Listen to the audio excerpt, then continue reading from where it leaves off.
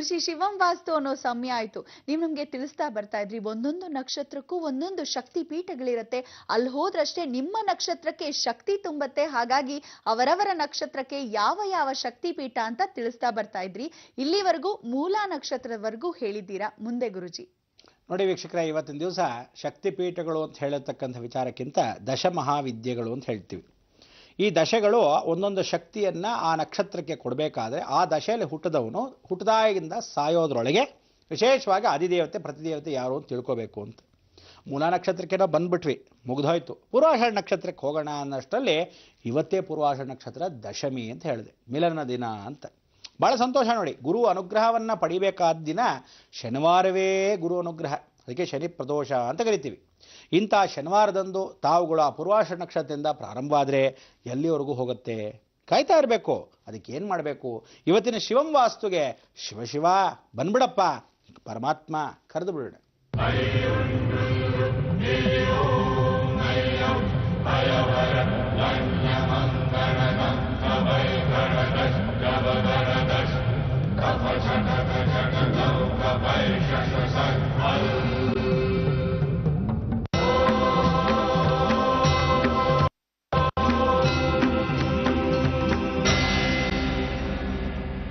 ಬಹಳ ಸಂತೋಷ ವೀಕ್ಷಕರೇ.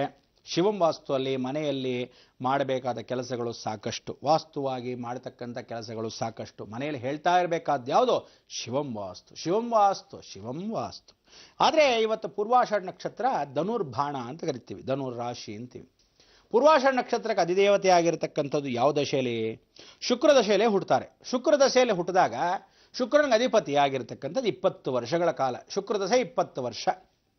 ಬಿಲ್ಲು ಬಾಣ ಇಟ್ಕೊಂಡ್ರೆ ಆ ಬಾರಿಸ್ತಕ್ಕಂಥ ಬಿಲ್ಲು ಬಾಣ ಎಲ್ಲಿ ಹೋಗುತ್ತೆ ಬಾಣ ಅನ್ನೋದು ಗೊತ್ತಾಗಲ್ಲ. ಧರ್ಮ, ಅರ್ಥ, ಕಾಮ, ಮೋಕ್ಷ.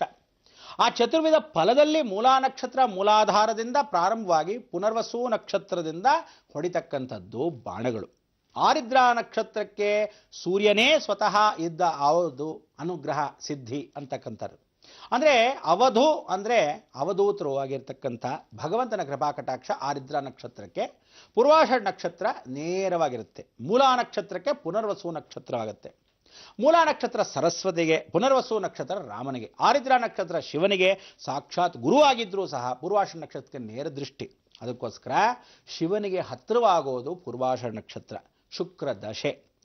ಪರಮೇಶ್ವರನಿಗೂ ಶುಕ್ರನಿಗೂ ಏನು ಸಂಬಂಧ ಅಂದರೆ ಸಾಕ್ಷಾತ್ ಜಗಜ್ಜನನಿ ತಾನು ತನ್ನ 2 ಸ್ತನಗಳನ್ನು ಕತ್ತರಿಸಿ ಪರಮೇಶ್ವರನಿಗೆ ದಾರೆ ಎಳೆದಾಗ ಸರ್ವಮಂಗಳ ಮಾಂಗಲ್ಯೇ ಶಿವೇ ಸರ್ವಾರ್ಥ ಸಾಧಕೆ ಶರಣ್ಯೇ ತ್ರಂಬಿಕೆ ಗೌರಿ ನಾರಾಯಣಿ ನಮೋಸ್ತುತೆ ಅಂತ ಆ ಮಾಂಗಲ್ಯವನ್ನು ಕಟ್ಟಿರೋದು ಪಾರ್ವತಿ ಕೊರಳಿಗೆ.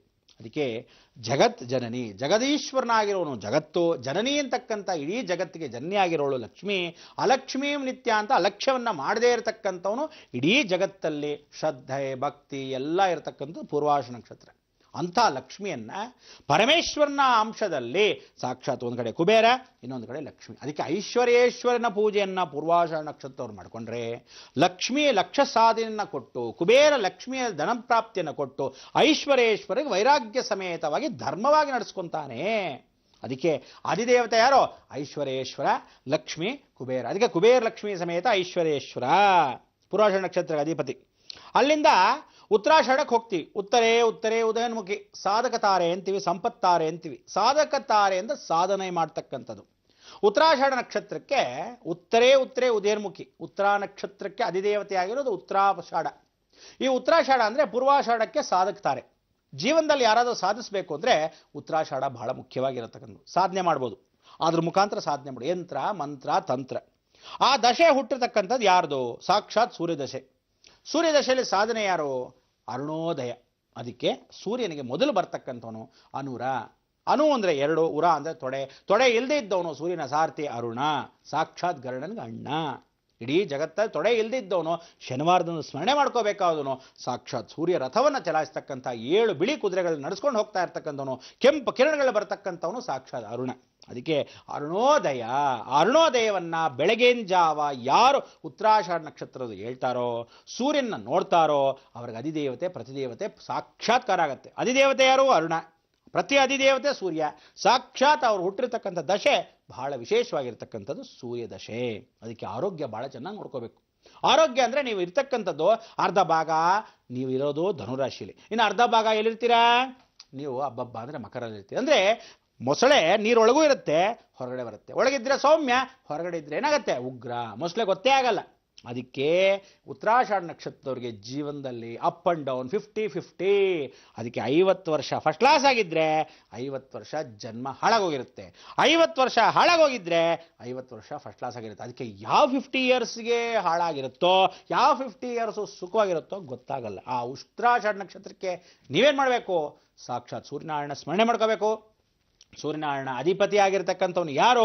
ಸಾಕ್ಷಾತ್ ಪಾರ್ವತಿ ಪರಮೇಶ್ವರ ಅರ್ಧನಾರೀಶ್ವರನ್ನೇ ಪೂಜೆ ಮಾಡಬೇಕು. ಅದಕ್ಕೆ 2 ದೇವರಾಗಿರ್ತಕ್ಕಂಥದ್ದು ಒಂದರಲ್ಲಿ ಕೂತಿದ್ರೆ ಸೂರ್ಯನಿಗೆ ಅರುಣ ಹೇಗಿರ್ತಾನೋ ಎರಡೂ ಸೇರಿದ್ರೆ ಒಂದು ಸೂರ್ಯನಾಡಿ ಓಡುತ್ತೆ. ಪಾರ್ವತಿ ಪರಮೇಶ್ವರ ಅರ್ಧ ಪಾರ್ವತಿ ಅರ್ಧ ಈಶ್ವರ, ಆ ಒಂದು ಸೂರ್ಯನಾಡಿ ಓಡುತ್ತೆ. ಶಂಕರನಾರಾಯಣ ಅರ್ಧ ಈಶ್ವರ ಅರ್ಧ ವಿಷ್ಣು, ಶಂಕರನಾರಾಯಣ ಹೃದಯ ಹೋಗುತ್ತೆ. ಅದಕ್ಕೆ ಚಂದ್ರನಾಡಿ ಸೂರ್ಯನಾಡಿ ಎರಡೂ ದೇಹದಲ್ಲಿರೋದ್ರಿಂದ ನೀವು ಬಹಳ ಚೆನ್ನಾಗಿ ಪೂಜೆ ಮಾಡಬೇಕು ಸೂರ್ಯನ. ಸ್ಮರಣೆ ಮಾಡ್ಕೊಳ್ಳಿ. ತದನಂತರ ಶ್ರವಣ ನಕ್ಷತ್ರಕ್ಕೆ ಹೋದ್ವಿ. ಸಾಧಾರಣವಾಗಿ ಚಂದ್ರ ದಶೆ ಅಂತಕ್ಕಂಥದ್ದು ಹುಟ್ಟುತ್ತಾರೆ. ಇವ್ರುಗಳು ಮನಸ್ಸು ಹುಚ್ಚಿದ್ದಂಗಿರುತ್ತೆ.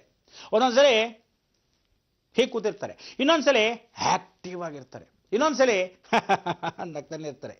ನೀವ್ಗೆ ನೋಡಿ ನಕ್ಬಿಟ್ಟಾದ್ರೂ ಹೇಳಿ, ಇಲ್ಲ ಹೇಳ್ಬಿಟ್ಟಾದ್ರೂ ನಗಿನ್ಬೇಕು ಅಂತ ಅವ್ರಿಗೆ ಏನಂದ್ರೆ ಶ್ರವಣ ನಕ್ಷತ್ರ ಮಹಾವಿಷ್ಣುದು. ಶ್ರೀಮನ್ನಾರಾಯಣ ಹೇಗೆ ಅಂದರೆ ಮಾಯೆ ಇದ್ದ ಹಾಗೆ. ನಾರಾಯಣ ಅಂತ ನಾರದ ಬರ್ತಾನೆ, ಮಹಾವಿಷ್ಣು ನೋಡಿದೆ ಲಕ್ಷ್ಮಿ ಅಂತ ಹೇಳಿ ಆ ಬಿಂಕದಿಂದ ಹೇಳ್ತಾನೆ. ಇಲ್ಲ ಯಾವುದೋ ರಾಕ್ಷಸ ಬಂದರೆ ಸಂಹಾರ ಮಾಡಕ್ಕೆ ಅವತಾರವನ್ನೇ ತೆಗೆದುಬಿಡ್ತಾನೆ.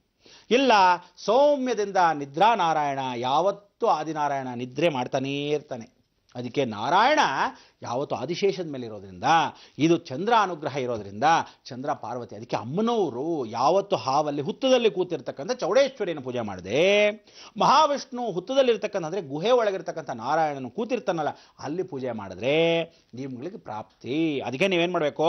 ಶ್ರವಣ ನಕ್ಷತ್ರದವ್ರಿಗೆ ತಿರುಕುರುಂಗುಡಿ ಅಂತಕ್ಕಂಥದ್ದು, ಪಳ್ಳಿಕೊಂಡ ನಂಬಿ, ಉಕ್ಕಾಂದ ನಂಬಿ, ನಿನ್ನ ನಂಬಿ ಅಂದ್ರೇನು? ಮಲಗಿರೋ ನಾರಾಯಣ, ಕೂತಿರೋ ನಾರಾಯಣ, ನಿಂತಿರೋ ನಾರಾಯಣ, 3 ಏಕಕಾಲಕ್ಕೆ ದರ್ಶನ ಮಾಡ್ಬೋದು ಆ ಕ್ಷೇತ್ರದಲ್ಲಿ. ಅಂಥ ಒಂದು ಕ್ಷೇತ್ರ ಬುಧ ಕ್ಷೇತ್ರ, ಬುದ್ಧಿಶಾಲಿ, ಶ್ರವಣ ನಕ್ಷತ್ರಕ್ಕೆ ಅಧಿಪತಿ ನಾರಾಯಣ ಸಮೇತವಾಗಿ ಅಮ್ಮನವರು ದುರ್ಗೆ ಅಲ್ಲೇ ನೆಲೆಸಿದಾಳೆ ತಂಗಿಯಾಗಿ. ಎಷ್ಟು ವಿಶೇಷ! ಸುತ್ತಲೂ ಹಾವಿನ ಲೋಕ ಇದ್ದ ಹಾಗೆ ಆ ದೇವಸ್ಥಾನ ಸುತ್ತಲೂ ಕಾಡು, ಕಾಡಿನ ಮಧ್ಯದಲ್ಲಿ ಹುತ್ತದ ಆಕಾರದಲ್ಲಿ ಬೆಟ್ಟಗಳು, ಮಧ್ಯದಲ್ಲಿ ಬರೀ ಸರ್ಪಗಳು ಆನಂದವಾಗಿರ್ಬೋದು. ಇದೆಲ್ಲ ಜೀವನ ಶ್ರವಣ ನಕ್ಷತ್ರಕ್ಕೆ ಅಧಿದೇವತೆ ಆಗಿರತಕ್ಕಂಥದ್ದು. ಚಂದ್ರದಶೆ ಅಂತ ಪಕ್ಕದಲ್ಲಿ ಹಾಕೊಳ್ಳಿ. ಚಂದ್ರದಶೆಗೆ ಅಧಿದೇವತೆ ಆಗಿರತಕ್ಕಂಥದ್ದು ತಿರುಕುರುಂಗುಡಿ, ತಿರುನೆಲ್ವೇಲಿಯಿಂದ ಒಂದು 30 ಕಿಲೋಮೀಟರ್ ದೂರ. ಪಳ್ಳಿಕೊಂಡ ನಂಬಿ, ಉಕ್ಕಾಂದ ನಂಬಿ, ನಿನ್ನ ನಂಬಿ ಅಂದರೆ ಹೇಳಿ ನೀವು ನಂಬ್ಕೊಂಡಿದ್ರೆ ನಾರಾಯಣ ಕಾಪಾಡ್ತಾನೆ. ನೆಕ್ಸ್ಟ್ ಏನು ಮಾಡಬೇಕು? ಧನಿಷ್ಠ ನಕ್ಷತ್ರ. ಈ ಧನಿಷ್ಠ ನಕ್ಷತ್ರ ಕುಜದಶೆ. ಕುಜದಶೆಯಲ್ಲಿ ನರಸಿಂಹಸ್ವಾಮಿಗೆ ನಾವು ಬೆಟ್ಟದ ಮೇಲೆ ಹತ್ತಾಗ ನವನಾರಸಿಂಹ ಅಂತ ಹೇಳಿದ್ವಿ. ನವನಾರಸಿಂಹ ಕ್ಷೇತ್ರಕ್ಕೂ ಧನಿಷ್ಠ ನಕ್ಷತ್ರ ಹೋದರೆ ಉತ್ತಮ. ಧನಿಷ್ಠ ನಕ್ಷತ್ರದವ್ರು ಯಾವತ್ತೂ ಜೀವನದಲ್ಲಿ ಕಪ್ಪು ಅಂದರೆ ಎಲ್ಲ ಕಷ್ಟನೇ. ಧನಿಷ್ಠ ನಕ್ಷತ್ರದ ಜೀವನದಲ್ಲಿ ಎಲ್ಲ ಸಾಧನೆ ಮಾಡ್ಬಿಡ್ತಾರೆ. ನಾನು ಇಂಜಿನಿಯರ್ ಎಲ್ಲ ಫಸ್ಟ್ ಕ್ಲಾಸಾಗಿ ಬರೆದೆ, ಅದೇನೋ 2 ಸಬ್ಜೆಕ್ಟ್ ಹೊಟ್ಟೋಯ್ತು. SLC ಫಸ್ಟ್ ಕ್ಲಾಸಾಗಿ ಬರೆದೆ, 1 ಸಬ್ಜೆಕ್ಟ್ ನೆಗೆದು ಬಿದ್ದೋಯ್ತು. ಇಂಜಿನಿಯರ್ ಮಾಡಿದೆ, ಆದರೆ ಇವತ್ತು ಇಂಜಿನಿಯರ್ ಕೆಲಸ ಮಾಡಿದ್ರು ಇಂಜಿನಲ್ಲಿ ನೀರು ಹಾಕ್ತಿದ್ದೀನಿ ಹೊರತು ಇಂಜಿನ್ ಕೆಲಸ ಇಲ್ಲವೇ ಇಲ್ಲ. ಹಂಗಾಗ್ಬಿಟ್ಟಿದೆ ಜೀವನ. ಮದುವೆ ಮಾಡ್ಕೊಂಡಿದ್ದೀನಿ, ಮಕ್ಕಳೇ ಆಗಿಲ್ಲ. ಜೀವನಾಪರ್ಯಂತ ಹೆಂಡತಿ ಜೊತೆನೇ ಇದ್ದೀನಿ. ಎಷ್ಟು ವಯಸ್ಸಾಗೋಯ್ತು? ನಮ್ಮಿಬ್ಬರಿಗೂ 60 ವಯಸ್ಸಾಗೋಯ್ತು, ಇವತ್ತು ಮಕ್ಕಳೇ ಇಲ್ಲ ನಮಗೆ. ಅಂದರೆ ಎಲ್ಲ ಪೂರ್ತಿ ಆದರೂ ಇಷ್ಟು ಕೊರತೆ ಅನ್ನೋದು ಜೀವನಾಪರ್ಯಂತ ಧನಿಷ್ಠ ನಕ್ಷತ್ರಕ್ಕೆ ಇದ್ದೇ ಇರುತ್ತೆ. ಧನಿಷ್ಠ ನಕ್ಷತ್ರ ಕಷ್ಟಪಡಲೇಬೇಕು, ಪಡ್ತಾನೇ ಇರ್ತಾರೆ. ಕುಜ ದಶೆ ಹಾಗಿರುತ್ತೆ. ಅದಕ್ಕೆ ನಾನು ಹೇಳ್ತೀನಿ, ಧನಿಷ್ಠ ನಕ್ಷತ್ರ ಕುಜದಶೆ ಇದ್ದಾಗ ಕುಜದಶೆಯವ್ರನ್ನೇ ಮದುವೆ ಆಗಿದ್ದರೆ ಜೀವನ ಸುಖವಾಗಿರ್ತಿತ್ತು. ಎಷ್ಟೋ ಜನ ಕುಜದಶೆಯವ್ರನ್ನ ಮದುವೆ ಮಾಡ್ಕೊಳ್ದಿದ್ದಾಗ ಧನಿಷ್ಠ ನಕ್ಷತ್ರನ ಜೀವನ ತೊಳೆದು ಬಿಡುತ್ತೆ. ಅದಕ್ಕೆ ಧನಿಷ್ಠ ನಕ್ಷತ್ರ ಇನ್ಯಾರ್ದು ಅಲ್ಲ, ಸಾಕ್ಷಾತ್ ಇಂದ್ರಂದು. ಅದಕ್ಕೆ ಇಂದ್ರ ಏನು ಮಾಡ್ತಾನೆ? ಪದವಿಲಿದ್ರೂ ರಾಕ್ಷಸರ ಭಯ, ಅಕಸ್ಮಾತ್ ದೇವತೆಗಳ ಜೊತೆ ಇದ್ರೆ ದುರಹಂಕಾರ, ಶಾಪದಿಂದ ಭೂಲೋಕಕ್ಕೆ ಬಂದ್ಬಿಡ್ತಾನೆ. ಅದಕ್ಕೆ ಸುಚೀಂದ್ರಮ್ಮಲ್ಲಿ ಆಂಜನೇಯ ಸ್ಮರಣೆಯನ್ನು ಮಾಡ್ಕೊಳ್ತಕ್ಕಂಥವನು.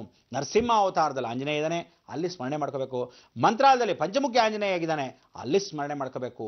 ಉತ್ರೇಣಿ ಕ್ಷೇತ್ರದಲ್ಲಿರ್ತಕ್ಕಂಥವನು ಸಾಕ್ಷಾತ್ ಉತ್ತರ ನದಿಯಲ್ಲಿ ಕೂತಿರ್ತಕ್ಕಂಥವನು ಗೌತಮ್ ಋಷಿಯಿಂದ ಪ್ರತಿಷ್ಠಾಪನೆ ಮಾಡಿರೋ ಆಂಜನೇಯ, ಉಗ್ರಾಂಜನೇಯ ಸ್ಮರಣೆ ಮಾಡ್ಕೋಬೇಕು. ನಿದ್ರಾಂಜನೇಯ, ನಿದ್ದೆಯನ್ನು ಮಾಡ್ತಾ ಇರತಕ್ಕಂಥ ಆಂಜನೇಯ, ಅದನ್ನು ಬಿದ್ದಾಂಜನೇಯ ಅಂತ ಕರೀತಾರೆ. ಉತ್ತರ ಪ್ರಾಂತದಲ್ಲಿ ಇವತ್ತಿಗೂ ಉಜ್ಜಯಿನಿ ಕ್ಷೇತ್ರದಲ್ಲೂ ಇದ್ದಾನೆ, ಕಾಶಿ ಕ್ಷೇತ್ರದಲ್ಲೂ ಇದ್ದಾನೆ, ರಾಮೇಶ್ವರದಲ್ಲೂ ಇದ್ದಾನೆ.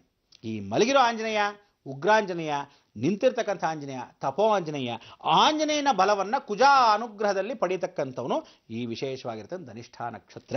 ಧನಿಷ್ಠ ನಕ್ಷತ್ರ ಮಕರ ರಾಶಿ, ಕುಂಭರಾಶಿ. ಆ ಮಕರ ರಾಶಿ ಕುಂಭರಾಶಿ ಅಂದರೆ ಎರಡೂ ಶನಿಯ ಮನೆ. ಮಕರ ರಾಶಿ ಜ್ಞಾಪಕ ಇಟ್ಕೊಳ್ಳಿ. Shani Shani Shani Shani slow and steady win the race. ನೀವು ಆಮೆ ಆಗ್ತಿರೋ ಮೊಲ ಆಗ್ತಿರೋ ಪ್ರಯತ್ನ ಪಡ್ತಾ ಇರಿ. ಇನ್ನು ನೆಕ್ಸ್ಟು ಶತ ಬಿಷ. ಶತ ಅಂದರೆ 100, ವಿಷ ಅಂದರೆ ವಿಷಜೇ ಭವರೋಗಿಣಾಂ. ಆ ರೋಗವನ್ನು ಬುತ್ತಿ ಕಟ್ಟಿಟ್ಕೊಂಡು ಹಾಗೆ ಅದೇನು ಮಾಡಬೇಕು ಕಾಯ್ತಾ ಇರಿ.